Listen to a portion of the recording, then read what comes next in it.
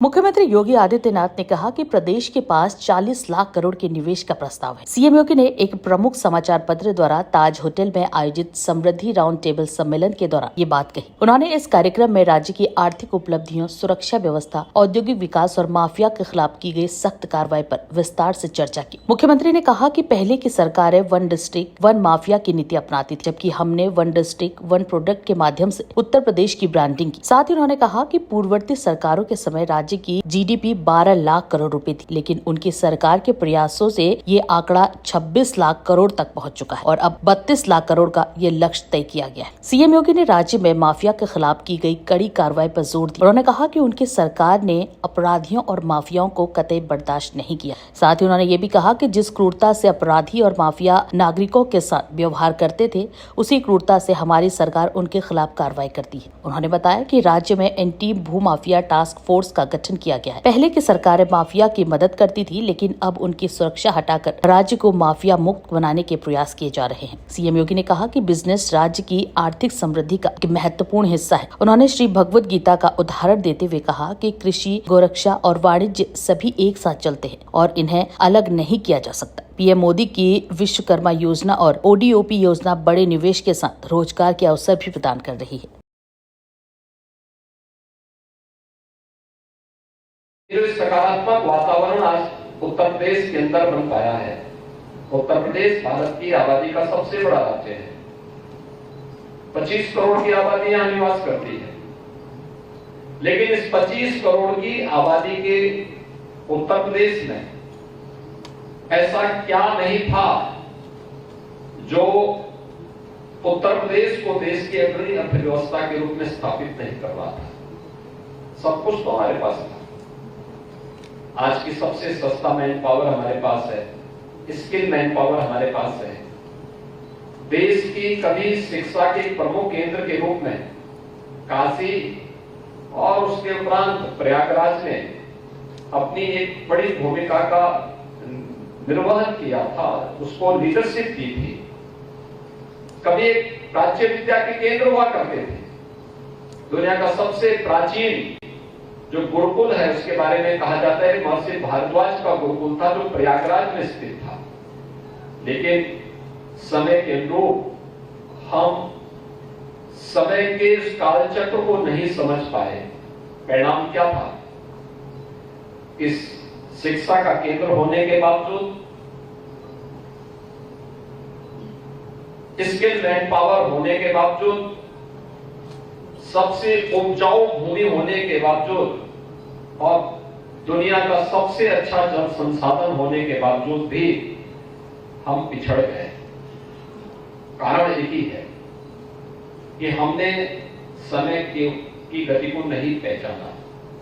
हम उस गति से अपने आप को 2 कदम आगे रखने में कहीं ना कहीं भटक गए थे और परिणाम हम सबके सामने। यूपी के हाईवे, यूपी के एक्सप्रेसवे, यूपी की सड़कें सबसे अच्छी सड़कों में से, देश के अंदर सबसे अच्छी सड़कों में से यूपी ने अब तैयार की।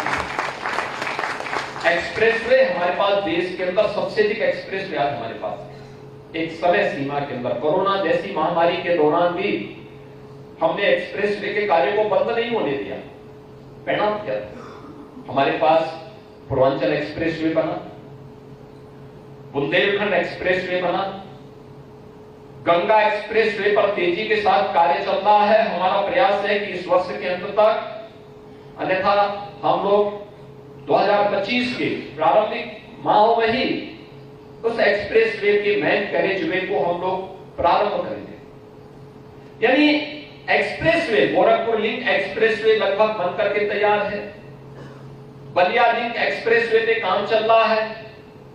लखनऊ कानपुर के बीच में एक ग्रीनफील्ड एक्सप्रेसवे का निर्माण का कार्य युद्ध स्तर पर आगे चला है। देश का पहला 12 लेन का एक्सप्रेसवे दिल्ली मेरठ के बीच में प्रारंभ हो चुका है। देश की पहली रैपिड रेल दिल्ली मेरठ के बीच में प्रारंभ हो चुकी है। आज हमारे 6 सिटी मेट्रो से जुड़ी हुई है, मेट्रो की पब्लिक ट्रांसपोर्ट की बेहतरीन सुविधा के साथ जुड़ी हुई है। देश का सबसे बड़ा हाईवे का, रेलवे का, एक्सप्रेसवे का नेटवर्क आज यूपी के अंदर है और देश का पहला वाटरवे भी वाराणसी हल्दिया के बीच में संचालित हो चुका है। लॉजिस्टिक के लिए भी जो कार्य यहां यूपी में हुए हैं, चाहे वह लॉजिस्टिक का मल्टी मॉडल टर्मिनल के निर्माण की वाराणसी की कार्रवाई हो, लॉजिस्टिक हब और ट्रांसपोर्ट हब बनाने के लिए गौतम बुद्ध नगर के अंदर चल रही कार्रवाई हो, डेडिकेटेड फ्रेट कॉरिडोर को आगे बढ़ाने का कार्य हो, ये सभी तेजी के साथ आगे बढ़े। उत्तर प्रदेश के अंदर जब हम लोगों ने 2023 में अपना इन्वेस्टर समिट किया, वो आपके सामने है, जहां 20,000 करोड़ रुपए के प्रस्ताव नहीं आ रहे थे, आज उसी उत्तर प्रदेश में, जैसे नोटियाल जी कह रहे थे, कुछ हजारों तक ही जाता था, आज हम लोगों के पास 40 लाख करोड़ रुपए के निवेश के प्रस्ताव है। 40 लाख का मतलब 1.5 करोड़ युवा को सीधे सीधे नौकरी की गारंटी। मुझे बताओ, कोई गवर्नमेंट 1.5 करोड़ लोगों को एक साथ नौकरी दे सकती है क्या? कभी नहीं दे सकते, कभी नहीं दे सकते, क्योंकि इतने बड़े पैमाने पर एक समय सीमा के अंदर सरकार के पास बड़े पैमाने पर नौकरी है, अलग अलग सेक्टर की। जब खाली होगी तब सरकार करेगी। 1,000, 2,000, 5,000, 10,000 हम पुलिस की भर्ती करते हैं, जो पिछली सरकारें नियत ठीक नहीं होने के कारण नहीं कर पाए।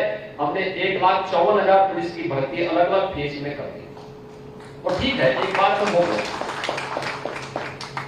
लेकिन ये कोई बोलेगा कि हर साल 1 लाख पुलिस की भर्ती होगी, कठिन है, नहीं हो सकता, क्योंकि संख्या सीमित है।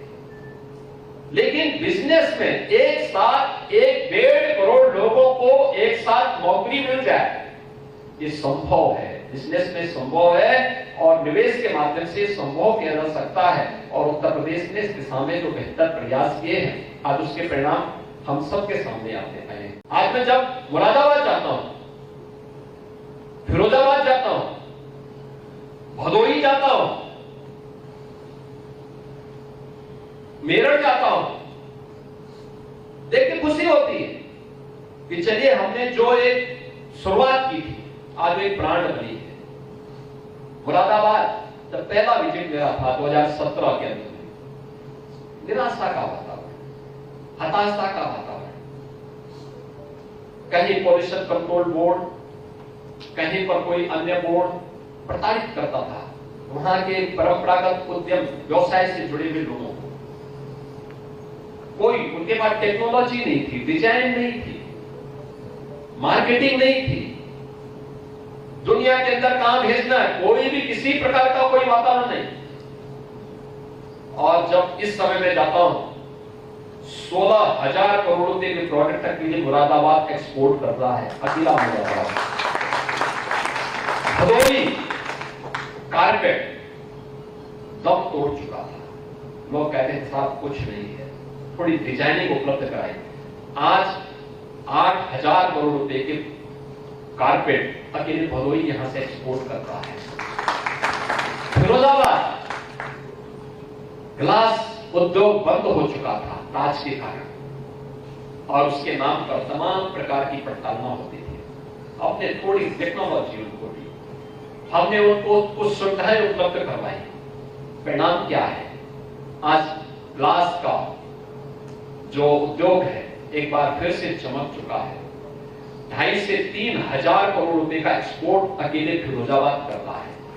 दुनिया का एक्सपोर्ट का सबसे अच्छी आइटम आज के दिन पे मेरठ बना रहा है। ऐसे ही हर जिले की कोई ना कोई प्रोडक्ट किसी न किसी रूप में आज देश और दुनिया के सामने देखने को मिल रहा है। और उत्तर प्रदेश की ब्रांडिंग जब उसके साथ जुड़ती है तो प्रधानमंत्री मोदी जी के आत्मनिर्भर भारत की परिकल्पना को भी साकार करता हुआ दिखाई देता है। वोकल फॉर लोकल, ये इसी के लिए है, इसी उत्पाद के लिए है। लेकिन साथ साथ पूज्य बापू की ग्राम स्वराज की परिकल्पना भी साकार हो। गांव के उन कारीगरों के लिए, हस्तशिल्पियों के लिए एक माहौल बनाया गया।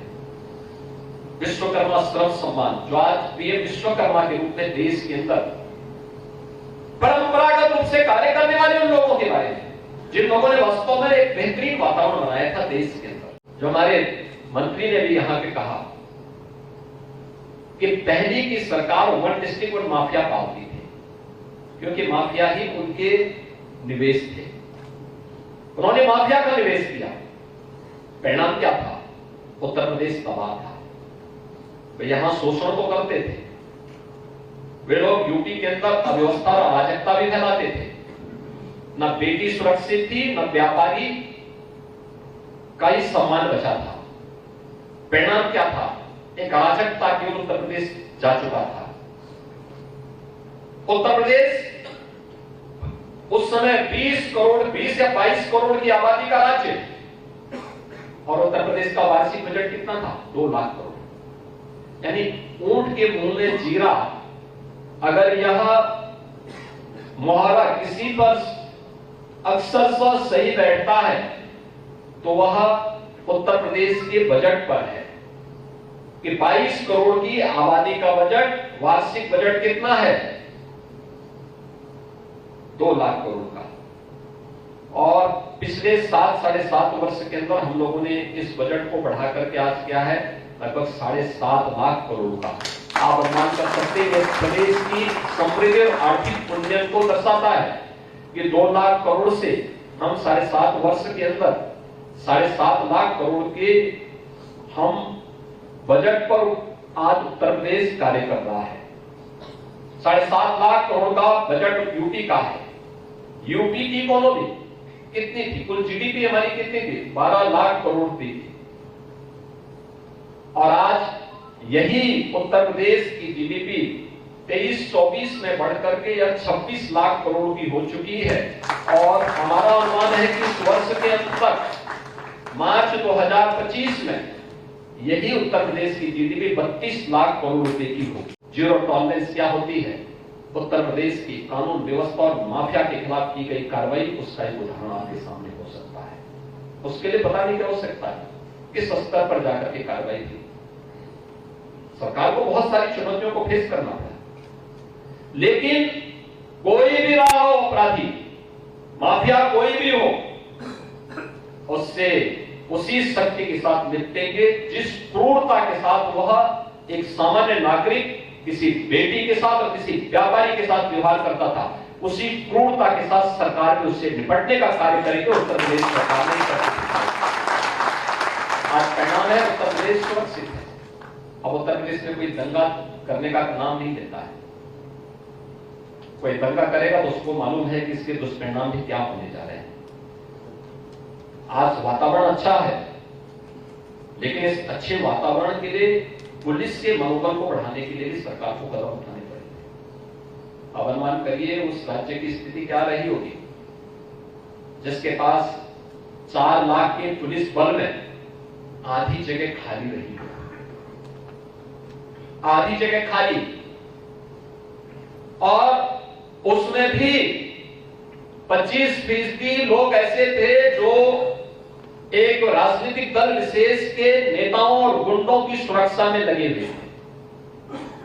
यहां बिजनेसमैन को सुरक्षा नहीं मिलती थी, कॉमन मैन को सुरक्षा नहीं मिलती थी, लेकिन पेशेवर माफिया और अपराधियों को सुरक्षा मिलती थी। वह पुलिस की इस भीड़ के साथ जाके अपराध करके आता था, कोई इसको रोकने वाला नहीं था। तो हम लोगों ने सबसे पहले उनकी सुरक्षा विड्रॉ की। हमने कहा कि गुंडे को सुरक्षा की कौन आवश्यकता है, ये तो स्वयं दूसरों की सुरक्षा के लिए खतरा पैदा करता है। दूसरा, पुलिस की भर्ती को पूरी ईमानदारी के साथ किया। पुलिस की ट्रेनिंग की क्षमता को बढ़ाया गया। उत्तर प्रदेश में कुल 6000 पुलिस कार्मिकों की ट्रेनिंग एक बार में हो सकती थी। पिछली सरकार ने ट्रेनिंग के दायरे को कम किया, कहा 6 महीने की ट्रेनिंग बहुत है, और जब उनको काम ही नहीं कराना था तो उन्होंने कहा कम कर दो इसको, 6 महीने की ट्रेनिंग करने का भी नहीं, 9 महीने की ट्रेनिंग होनी है तो 9 महीने की ही ट्रेनिंग होगी, हम इसका विस्तार करेंगे। 3 गुना हमने किया। हमने पैरामिलिट्री और मिलिट्री के सेंटर भी दिए और हमने कहा एक साथ ट्रेनिंग होगी।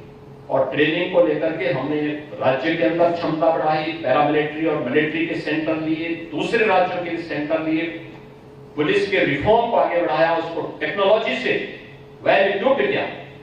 परिणाम क्या है? आज उत्तर प्रदेश पुलिस चलती है तो गुंडे और माफिया थर-थर कांपते हुए दिखाई देते हैं। उनको लगता है कि हाँ, पुलिसिंग कैसे होनी चाहिए। आज माहौल उन लोगों के सामने देखने को मिलता है।